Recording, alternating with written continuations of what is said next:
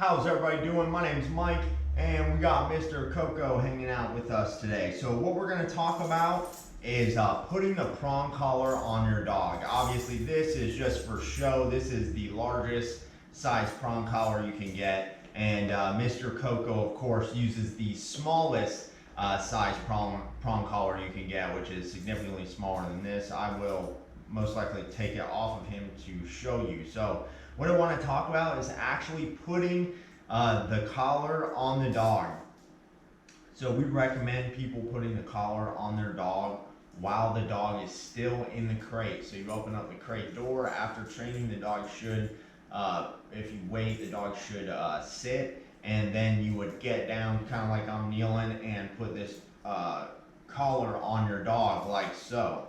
One of the big things that happens with dogs you need to look out for when you're putting this collar on them. A lot of times humans, they can kind of struggle with these collars, and they're going to put them on the dog, and somehow the collar gets twisted, so this chain link portion has to sit just like this, not twisted. You don't want the collar like this, so the collar should not be sitting like this. The collar should sit where the chain is undisturbed. You see how that is, just like that. The other thing is too, like I said, the biggest thing is when you're putting it on the dog, make sure as you hold it in your hand that this chain link portion is straight, that it somehow is not twisted up, because if it is twisted, when you go to use it, it will actually disengage the collar. It will make the collar not work properly, and all kinds of stuff could happen. The collar could actually come apart or malfunction in some type of way. The other thing is, say you get it on your dog, right? You put it in, you put it on the dog, it's on him. Then sometimes, like, he's kind of furry, right? So sometimes people will go in, reach in, they go past this chain link and connect it to the D-ring. If I didn't say that, that's the other thing, is always connect the collar to the D-ring. There's two different rings on these collars. You have what is called a spacer, which is this O-ring here, and then we have what is called the D-ring. See how it's shaped like an uppercase D? You want to always attach the leash to the D-ring. Never attach it to the spacer. Always attach it to the D-ring. And when this is on your dog, you want to make sure you attach it just like this, so the collar is not twisted. What you want to avoid doing is going past the spacer and pulling it through. Now the collar's not going to work right.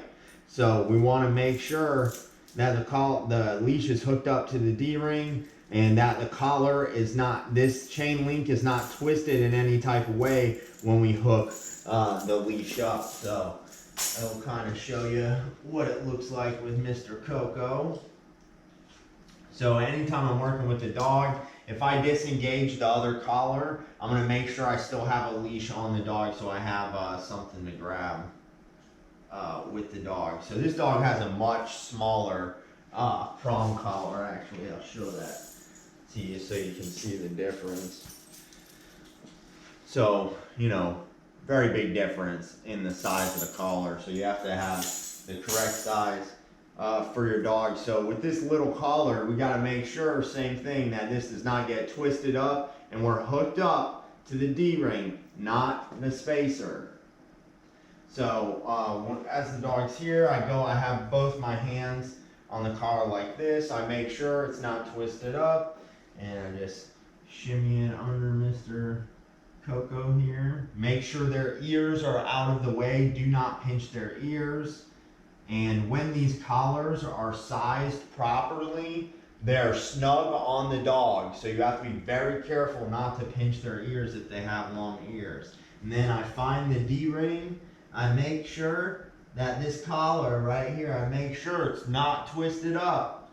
And then I grab the leash and I hook it to the D-ring. And I, once again, before I go outside or anything like that, I check this collar and make sure that it is not twisted up in any type of way. Like I said, you've got some stuff on. but you want to make sure that the collar chain link portion doesn't have any kind of twist in it. That is one of the biggest things, because that's actually going to make the collar malfunction, and you're not going to be able to correct the dog properly, and the dog's not going to listen to the correction, which would be the biggest issue, is that you're correcting your dog and then it's not working. I actually had a customer that I worked with. I was on a follow-up visit, so that means the customer had the dog back already from our board and train, and I come back over to make sure everything's going good with the dog, and if they need any help, that's the time where I give them that extra help.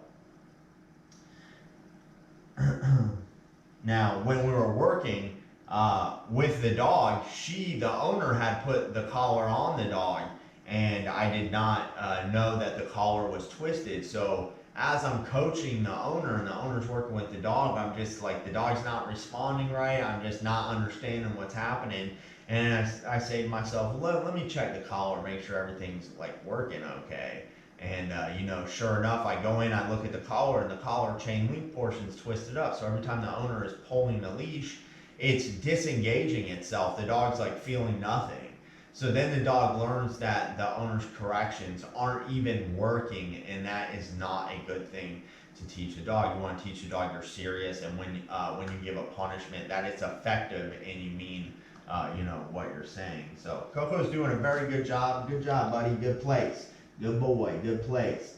He's got a couple things on his ear that I'm taking out here. This is very good for your dog as you groom them when they pick stuff up from the grass or whatever. But anyways, back on topic, as far as the leash, you have to make sure that this chain link portion is sitting properly, because if it's not, the dog will learn that the correction is not effective, and that will only work against you. So before you do anything, before you take your dog outside, when you're hooking that prong collar up, when the dog's in the crate, you want to make sure that collar's not twisted, that you got the leash hooked up to the proper end, not the spacer, not the O-ring, but the one that is shaped like a D.